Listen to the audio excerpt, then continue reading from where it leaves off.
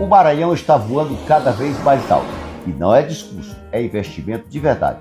Acabamos de assinar aqui em Brasília um convênio entre o governo do estado, o governo federal e a prefeitura de Barra do Corte para a execução de um grande aeroporto lá em Barra do Corte, no valor de 53 bilhões de reais. Esse aeroporto faz parte do nosso projeto de construção, ampliação e reforma de 22 aeroportos regionais. Barra do Corda está sendo contemplada. É uma cidade bem centralizada no nosso estado do Maranhão e vai beneficiar no entorno cerca de 30 municípios. O aeroporto é composto por pavimentação asfáltica na pista, iluminação, balizamento, o terminal de passageiros. Então é um sonho para a região central do Maranhão e um sonho para o Maranhão, governador. É isso aí, gente. Esse aeroporto vai servir para desenvolver o agronegócio, a indústria, o comércio e, acima de tudo, salvar vidas.